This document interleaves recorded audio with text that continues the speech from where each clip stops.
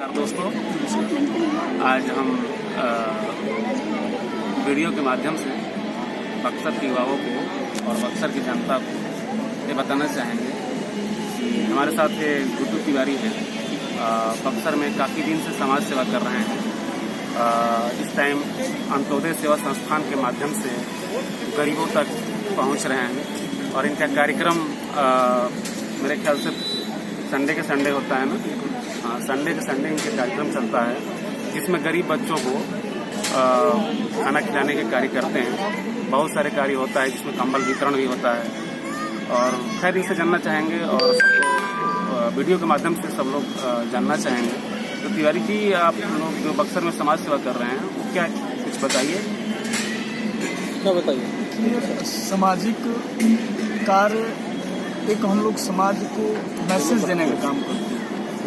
समाज में अनेक प्रकार के लोग हैं जो कि हम जैसे लोगों से अपेक्षा रखते हैं, तो ज़्यादा से ज़्यादा हम लोग सहयोग करने का प्रयास करते हैं। जहाँ तक किसी भी व्यक्ति का अगर ब्लड की ज़रूरत पड़े तो हम लोग साधन का केंद्र है, न कि हमारे पास ब्लड है। साथ ही हम लोग एक अंत्योदय सेवा संस्थान के माध्यम से बक्सर जिला में भिन्न जगह हम लोग गरीब और झुग्गी झोपड़ियों में रहने वाले लोगों को खाना खिलाने का प्रयास करते हैं। इस वजह से नहीं कि हम लोग गरीबी दूर कर दें, एक हम लोग का प्रयास है ताकि सरकार तक जाए और सरकार को भी पता। और ये जो कार्यक्रम है ये कहाँ तक है? सिर्फ बक्सर तक सीमित है या डुमरांव, इटाढ़ी, धनसोई या सिर्फ बक्सर शहर तक ही सीमित है, या फिर इसको आप लोग बड़े कैनवास पे ले जाने के लिए सोच रहे हैं जिससे कि डुमरांव के बच्चों को भी सम्मिलित किया जाए जो गरीब बच्चे हैं, या इटाढ़ी, फिर धनसोई,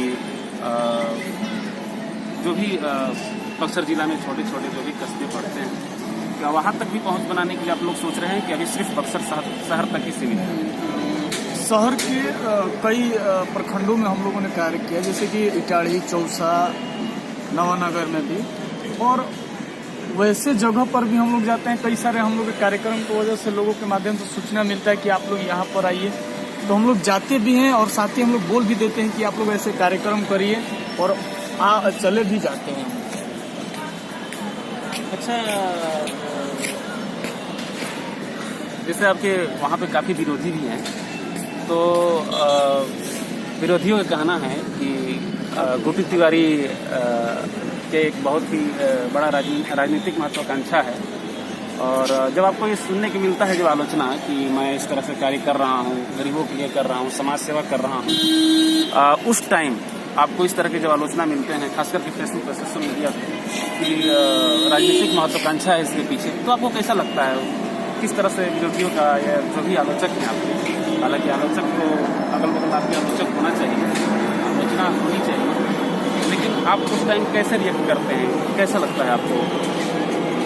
एक चीज़ जहाँ तक बात कर रहे हैं तो शालीनतापूर्वक और खासतौर विरोधियों से हम सीखते हैं। विरोधियों से हम लोग और खासतौर हम सीखने का काम किए, और इसमें ये नहीं कहा जाएगा कि विरोधी न हो, और स्वाभाविक है कि कोई भी व्यक्ति समाज में समय दे रहा है तो थोड़ा बहुत राजनीतिक महत्वाकांक्षा होनी चाहिए, सारे लोगों की है। और रिएक्ट की जहाँ तक बात है तो वहीं बस नमस्ते प्रणाम, जो हमारा संस्कार जो भी है उसमें कोई चेंजिंग नहीं है, वो अपना उनका विचार है, उनका हमारे प्रति प्रतिबंधी है, तो हमारा नॉर्मल व्यवहार रहता है, उसमें कोई। अच्छा, मैं ये देखता हूँ बक्सर में, हालांकि होना भी चाहिए, मुझे इससे कोई आपत्ति नहीं है। बक्सर में देख रहा हूँ कि समाज सेवा के माध्यम से बहुत छोटी छोटी बहुत सारी संस्थाएं बन गई है। वो कितना तक सही है ये तो नहीं मुझे पता है, पर ऐसा लगता है वहाँ पे कि बहुत ही वहाँ पे युवाओं के बीच बहुत ही राजनीतिक महत्वाकांक्षाएं हैं।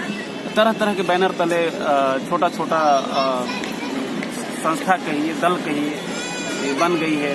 तो आपको मतलब किस तरह से लगता है? क्या उनमें ऐसा लगता है कि हमें मतलब हमारे कंपटीटर है, इस तरह से देखते हैं, या किस तरह से देखते हैं उन लोग? नहीं, सामाजिक जो भी व्यक्ति है एक दूसरे से कंपटीटर नहीं है। तो कहीं ना कहीं अगर कोई व्यक्ति समाज में समय दे रहा है तो ये समाज के लोगों को या वहाँ के जो व्यक्ति हैं जिसे जरूरत पड़ रहा है, कहीं ना कहीं उन्हें महसूस हो रहा है कि हमारे जो चुने हुए प्रतिनिधि हैं वो कहीं ना कहीं धरातल पर कार्य नहीं कर रहे हैं, इस वजह से हम जैसे लोगों को उनको जरूरत पड़ रही है। और हम लोग आपको हमने बताया कि हम एक सेंटर पॉइंट। अच्छा, ये जो आप लोग एनजीओ चलाते हैं अंत्योदय सेवा संस्था, क्या इससे राजनीतिक दलों से भी कुछ मदद मिलती है क्या? जैसे डोनेशन के रूप में मैं कह रहा हूँ, या जो भी आप लोग उसके लिए फंड आयोजित करते हैं, या अपने जेब से या सर्किल के दोस्तों से, इस तरह से कुछ पॉलिटिकल मदद भी मिलता है कि सिर्फ खुद के जेब से ही जाता है ये समाज सेवा? नहीं, कोई भी ऐसा व्यक्ति नहीं है जो पॉलिटिकल अभी तक से हम लोगों को मदद किया है, पर वो वैसे लोग मदद किए हैं और जैसे कि इच्छा अनुसार आज ऐसा कार्यक्रम है तो वैसे मदद करना हो। जैसे हम कई सारे गांव के जो कि झुग्गी झोपड़ियों में वैसे गरीब है, जिसका बेटी है वो शादी करने में सक्षम नहीं, तो जितना व्यवस्था हो जाए, जितना कंट्रीब्यूट हो जाए, जितना लोग सहयोग करें, हम लोगों ने 4 से 5 मतलब कहा जाए अभी तक बच्चियों को शादी कराया है और अच्छा खासा लोगों का वहाँ पर। अच्छा, सोशल मीडिया पे भी देखा हूँ, अक्सर आप पोस्ट करते हैं जैसे किसी के ब्लड ग्रुप की जरूरत पड़ती है, ब्लड का, तो ये इस तरह का मदद मुझे देख करके बहुत अच्छा लगता है और लोगों को भी लगता होगा क्योंकि बहुत बड़ा सेवा है।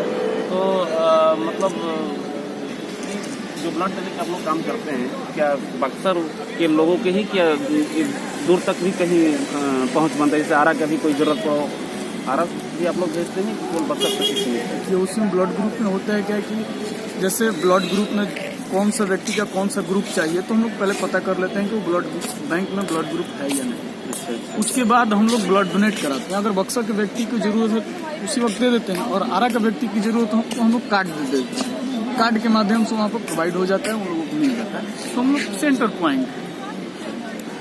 अच्छा, वैसे तो आपके विरोधी कहते हैं आपकी राजनीतिक महत्वाकांक्षा के बारे में। मैं आपसे एक तरीके से, ये तो इंटरव्यू है नहीं, हम तो एक तरीके से हम दोनों दोस्त हैं। आप दिल्ली आए हैं, आपका स्वागत है, और मैं ऐसे ही जानना चाह रहा हूँ कि सच में आपके अंदर राजनीतिक महत्वाकांक्षाएं है क्या, या कल को अगर कोई पार्टी आपको टिकट देती है तो मतलब बक्सर से विधानसभा के चुनाव, ऐसे सुनने मुझे आ रहा है, लोगों ने मुझे बताया, और खास करके जब आप दिल्ली आते हैं तो लोग ज़्यादा शंकाएं करते हैं कि कहीं टिकट के लिए तो आप नहीं दिल्ली आते हैं। तो क्या अगर आपको कोई पार्टी अगर टिकट देती है, बाई द वे अगर टिकट देती है, तो आप विधानसभा में इस बार आजमाना चाहेंगे क्या अपनी किस्मत? देखिए,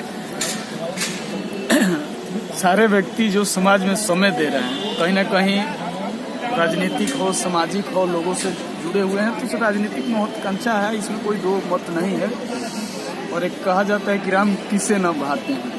तो जहाँ तक बात है चुनाव की, तो मेरे ख्याल से बक्सर विधानसभा की बात किया जाए तो अभी तक वैसे प्रतिनिधि नहीं मिले। हम ये नहीं कि उस माध्यम से हम सबसे बेहतर प्रतिनिधि अपने आप को मानते हैं, पर वैसे प्रतिनिधि नहीं हुए जो बक्सर का साफ सुथरा और स्वच्छ बना सके। नहीं, इस चीज का तो पीड़ा हमें भी है और पूरे बक्सर वासियों के है, और वहीं पीड़ा रहता है। इस वजह से हम लोग कार्य करते हैं ताकि लोगों को जागरूक करते हैं, ताकि वैसे प्रतिनिधि को चुनाव करें। और बेशक आप जैसा कहें तो उस तरीके का अगर भविष्य में मौका मिले तो अगर लोग वहाँ का चाहेंगे, बेशक। नहीं, मुझे तो खुशी होती है वहाँ बक्सर के कोई भी हुआ अगर राजनीति में आता है, अगर राजनीतिक महत्वाकांक्षाएं हुई उसके अंदर, तो हमें खुशी होती है। कम से कम आज जो कहा जाता है कि बक्सर में कोई नेता नहीं है बड़ा, बाहर ही आकर के टिकट ले लेते हैं, खास करके बीजेपी के बारे में कहा जाता है। लेकिन अब मुझे लगता है कि एक ऐसा युवा पीढ़ी तैयार हो रही है कि आने वाले 10 वर्षों के बाद, खास करके 10 वर्षों के बाद इतने युवाओं की फौज हो जाएगी, और तब हमें नहीं कहने का मौका मिलेगा, किसी को मौका मिलेगा कि बक्सर में कोई नेता ही नहीं है। और मुझे बेहद खुशी होती है कि बक्सर के युवा राजनीति में आ रहे हैं, और आने वाले 10 वर्षों में ये जो अकाल लोग कहते हैं, अकाल है नेताओं का बक्सर में, बड़े नेताओं का, और खास करके जिस तरीके से भाजपा के पार्टी कार्यकर्ताओं को शीर्ष नेतृत्व इग्नोर करती है और बाहरी को टिकट दे देती है, ये 10 साल बाद नहीं होने वाला है। तो ये हमारे साथ मेरे मित्र बक्सर के गुड्डू तिवारी दिल्ली भ्रमण पे आए हैं, और ऐसा कुछ भी टिकट उकट का लेकर के कोई ऐसा कुछ नहीं है, बस हंसी मजाक था। लेकिन मुझे खुशी होगी जब मेरे मित्र लोग बक्सर से चुनावी मैदान में उतरे, वो चाहे पार्टी कोई भी हो। और चलिए, आपने बातचीत का समय दिया ताकि ये वीडियो फेसबुक पे अपलोड हो जाए, और बहुत बहुत धन्यवाद।